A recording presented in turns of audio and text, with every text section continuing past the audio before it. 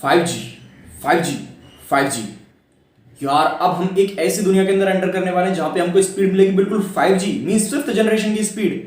और इसी से रिलेटेड काफी सारे क्वेश्चन लोगों के दिमाग में उठने लगे हैं कि 5G टेक्नोलॉजी वर्क कैसे करेगी, 5G टेक्नोलॉजी को अप्लाई कैसे किया जाएगा, और भी कई सारे क्वेश्चंस हैं जो आपके मन में अभी उठ रहे होंगे। सो यार, मेरा नाम है Deepesh Singh, technical cracks channel पे आपका स्वागत है। लेके आ गया हूं एक और धमाकेदार वीडियो जिसके अंदर मैं आपके इन्हीं सवालों का जवाब दूंगा। So without wasting any time, let's begin the video. सबसे पहले तो यार ये देखते हैं कि 4G के अंदर आखिर ऐसी क्या कमी है जो हमें 5G की जरूरत आनी पड़ी। 4G जो है वो एक तो स्पीड बहुत कम प्रोवाइड कर रहा था, मींस 5G जो स्पीड प्रोवाइड करने वाला है उसके कंपैरेटिवली 4G जो स्पीड है वो बहुत कम है। दूसरा ये यार कि वही स्पीड जो है वो बहुत सारे यूजर्स के अंदर बढ़ चुकी है, मींस यूजर्स बहुत ज्यादा हो चुके हैं किसी एक पर्टिकुलर एरिया के अंदर, और उतनी स्पीड काफी सारे एरिया के अंदर बढ़ चुकी है। तो स्पीड जो है वो 10 मिल रही थी पहले 10 यूजर्स को, अब उसके बाद 20 यूजर्स को भी वो 10 मिल रही है। सो डिवाइड अगर करके देखें तो बहुत कम एक यूजर के पास प्रोवाइड हो रही है स्पीड। सो इन्हीं चीजों को ओवरकम करने के लिए 5G इंट्रोड्यूस किया गया है। 5G के अंदर आपको स्पीड भी बहुत अच्छी मिलेगी, लो लेटेंसी मिलेगी। अब आप सोच रहे होंगे लो लेटेंसी क्या है। सो लेटेंसी बेसिकली वो है कि आप कोई भी डिजिटल सिग्नल को ट्रांसफर कर रहे हो, उसके अंदर टाइम कितना लग रहा है अचीव करने के लिए, उसको पहुंचने के लिए रिसीवर के पास। सपोज करो आपने कभी ना कभी ये गौर जरूर किया होगा कि आप एक वीडियो कॉल कर रहे हो, वीडियो कॉल से आपने हेलो बोला किसी को, दूसरे के पास जाने में शायद थोड़ा वक्त लग जाता है, अबाउट 1 सेकंड 3 सेकंड 4 सेकंड इतना टाइम उसके पास लग जाएगा, और उसके बाद वो आपको रिप्लाई करता है और आपके पास भी थोड़ी देर बाद उस पर सुनाई देगा। सो इसी को हम लेटेंसी कहते हैं। ये जितना कम होगा उतनी ही फास्ट आपकी डिलीवरी होगी, मींस उतनी फास्ट डिलीवरी मैसेजिंग होगी, उतनी फास्ट आपका ट्रांजैक्शन होगा, उतनी फास्ट सारी चीजें होने लगेंगी। सो 5G जो टेक्नोलॉजी है वो आपको लो लेटेंसी प्रोवाइड करेगी। इसके अंदर 1 सेकंड और 1 सेकंड से भी कम के अंदर आपको कोई भी सिग्नल डिजिटल सिग्नल ट्रांसफर हो जाएगा।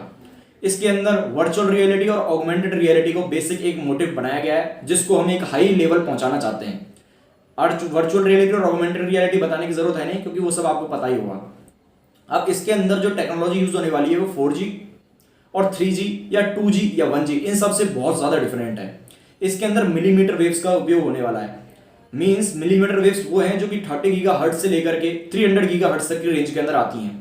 बेसिकली ये है कि आप अगर एक इतना डिस्टेंस मानिए कि इतना डिस्टेंस है, उसके अंदर 10 आदमी हैं वो चल रहे हैं, अब इतने ही डिस्टेंस के अंदर 50 आदमी चलने लग जाएंगे। सो इससे आपकी जो स्पीड है वो ज्यादा प्रोवाइड होगी। एक पर्टिकुलर स्पीड के ऊपर डेटा जो है मींस इंटरनेट स्पीड जो है वो आपको बहुत ज्यादा प्रोवाइड होगी। सो इसके अंदर यही होने वाला है। लेकिन 5G के साथ भी काफी सारे प्रॉब्लम है, मींस 5G कैसे वर्क करने लगा, ये करने लगेगा। सो इन्हीं चीजों के ऊपर आप बात करते हैं। 5G जो टेक्नोलॉजी है उसको वर्क करने के लिए आपको 5 मेन पॉइंट्स को हाईलाइट करता हूं। उन 5 मेन्स को जरूर समझना होगा, उसके बाद हम अगर इनको अचीव करते हैं तो 5G टेक्नोलॉजी को हम अचीव कर सकते हैं। सबसे फर्स्ट है मिलीमीटर वेव, उसके बाद आता है स्मॉल सेल, उसके बाद आता है मैसिव मीमो, उसके बाद अपना आता है बीम फॉर्मिंग, और उसके बाद हमारा लास्ट के अंदर आए फुल डुप्लेक्स। इनको अब आराम से समझते हैं कि आखिर बात क्या कर रहा हूं मैं। सबसे पहले मिलीमीटर वेव की बात कर रहा हूं। मिलीमीटर वेव जैसा कि मैं आपको बता चुका हूं कि एक एरिया के अंदर अगर पहले 10 जने थे तो अब उसके अंदर 50 जने आने वाले हैं। सो ऑब्वियसली बात है उसकी जो इंटेंसिटी है मींस उसकी जो ताकत है वो ज्यादा हो जाएगी, आपको एक पर्टिकुलर एरिया के अंदर काफी ज्यादा स्पीड प्रोवाइड होगी। सो यही है मिलीमीटर वेव्स। लेकिन मिलीमीटर वेव्स के साथ एक प्रॉब्लम है कि यार मिलीमीटर वेव्स जो है वो ज्यादा दूर ट्रेवल नहीं कर सकती, वो ऑब्स्टेकल प्रोवाइड करती है। मींस वो कोई भी अगर ऑब्जेक्ट है, आपने एक ट्री है और यहाँ पे आपका जो है सिग्नल जहां से ट्रांसफर हो रहा है मिलीमीटर वेव्स के अंदर, सो अगर वो यहाँ से जाता जाएगा और ट्री से जैसे टकराएगा तो वो उसके अंदर एब्जॉर्ब हो जाएगा। मींस यहाँ पे अगर कोई यूजर उसको यूज कर रहा है फोन को तो वो उसको यूज नहीं कर सकता, वहां पे उसको नेटवर्क की स्पीड नहीं मिलेगी। सो इन्हीं चीजों को ओवरकम करने के लिए हमारा सेकंड जो टेक्नोलॉजी वो आती है स्मॉल सेल। स्मॉल सेल वो है कि आपका यहां से जो एंटीना है वो सारी ट्रांसफर कर रहा है वेव्स को, और वो यहां तक पहुंचने वाली हैं लेकिन यहां पे एब्जॉर्ब हो जाएंगी। सो इसके लिए स्मॉल सेल बनाया जाएगा जो कि बिल्कुल इस जगह पे होगा। यहां से जो स्पीड है, यहां से जो इंटरनेट का जो डेटा है या इंटरनेट की स्पीड है वो यहां से डायरेक्टली इसके ऊपर भेजी जाएगी। यहां से वो यूजर इसको ले सकता है। मींस जो ऑब्स्टेकल है उसकी जगह पे हमने दूसरा एक पॉइंट बना दिया कि उस जगह पे वो अप्लाई होगी और वहां से आपके पास पहुंच जाएगी। सो इससे क्या हुआ कि ये ओवरकम हो गया कि एब्जॉर्ब करने वाली टेक्नोलॉजी है वो ओवरकम हो चुकी है। थर्ड पे आते हैं। थर्ड जो टेक्नोलॉजी है वो मैसिव मीमो। जैसा कि मैंने आपको बताया कि यार 4G के अंदर ये होने लगा था कि यार आपके पास यूजर्स काफी सारे हो गए थे और आपको स्पीड बहुत कम मिल पा रही थी। मैसिव मीमो इसी को ओवरकम करता है। मैसिव मीमो का मतलब है मल्टीपल इनपुट और मल्टीपल आउटपुट। जैसे कि एक 4G टावर लगा हुआ है, 4G टावर जो लगा हुआ है उसके ऊपर सपोज कीजिए कि 10 जगह हैं जहां से वो इंटरनेट प्रोवाइड करता है, लेकिन अब यूजर्स ज्यादा बढ़ चुके हैं, सो उनके लिए ज्यादा अपने पास इनपुट होना चाहिए, मीन्स जहां से आपको पास कोई भी इंटरनेट प्रोवाइड होगा वो ज्यादा पॉइंट्स होने चाहिए जहां से आ सके। सो मैसिव मेमो का पर्पस ही यही है कि आपका जो 10 था उसको 100 के अंदर कन्वर्ट किया जाए। मीन्स एक टावर जो 100 इनपुट प्रोवाइड कर रहा है उसके अंदर अब 200, 300, 400 तक इनपुट जो है वो प्रोवाइड किए जाएंगे, ताकि यूजर्स जो है वो ज्यादा भी अगर हो जाए तो वो आसानी से इसको यूज कर सकें। लेकिन एक इसके अंदर एक दिक्कत हो रहा है यार, कि जो अपन टावर लगाते हैं 4G 4G वो सारे सर्कुलर फॉर्म के अंदर डेटा को स्प्रेड करते हैं, लेकिन इस स्प्रेड करने से क्या है, उसकी एंड तक पहुंचने तक स्पीड इंटेंसिटी जो है वो डिक्रीज हो जाती है। सो इसको ओवरकम करने के लिए हमारी फोर्थ टेक्नोलॉजी आती है beam forming. Beam forming basically ये है कि आप एक बल्ब यूज कर रहे हो, उसके अंदर जो इंटेंसिटी ऑफ लाइट है वो पूरी अंदर स्प्रेड हो जाएगी, मींस पूरे एरिया के अंदर स्प्रेड होती जाएगी, एक बजाय इसके कि वो एक पर्टिकुलर एरिया के ऊपर फोकस करने की। और अगर हम पर्टिकुलर एरिया के ऊपर फोकस करना चाहते हैं तो उसके लिए हम एक लाइट का यूज करते हैं, मींस एक टॉर्च का यूज करते हैं जो कि फ्लैश को एक पॉइंट के ऊपर फोकस करता है। एक पॉइंट के ऊपर फोकस करेगा तो इंटेंसिटी ज्यादा होगी। अगर हम पूरे एरिया के अंदर एक ही चीज से पूरे के अंदर फैलाना चाहेंगे तो इंटेंसिटी डिक्रीज होती जाएगी।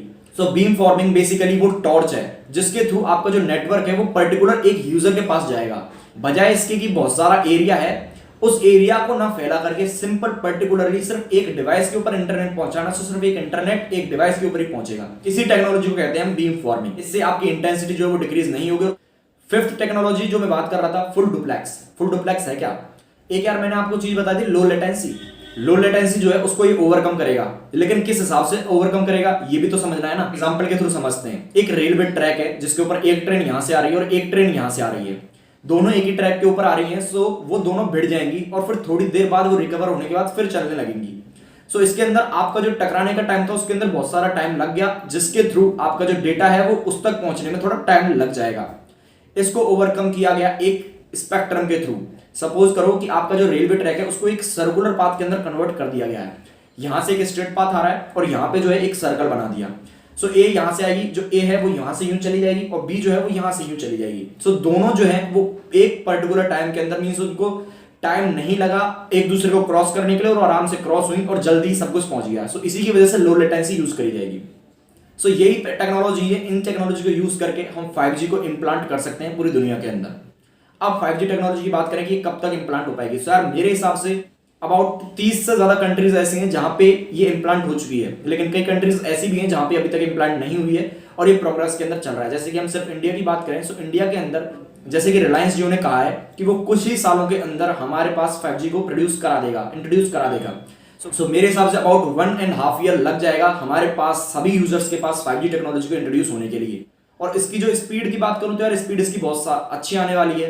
जब हम 5G को इंट्रोड्यूस कर पाएंगे, 5G को एक्सेस कर पाएंगे, सो हमारी जो सारी चीजें हैं करने की वो बहुत ज्यादा चेंज हो जाएंगी। हमारे पास नई नई अपॉर्चुनिटीज खुल जाएंगी जॉब्स की या फिर किसी भी वर्क को करने की। सो 5G टेक्नोलॉजी बेसिकली बहुत अच्छी टेक्नोलॉजी है जो आने वाली है। आई होप आपकी नॉलेज इस वीडियो को देखने के बाद बड़ी होगी और आपके काफी सारे डाउट्स जो थे वो क्लियर हो गए होंगे। सो प्लीज इस वीडियो को लाइक शेयर और सब्सक्राइब करना ना भूलें। मैं आपका दोस्त Deepesh Singh technical crash channel पे ऐसी वीडियोस आपके लिए लेके आता रहूंगा। तब तक के लिए हैव अ नाइस डे।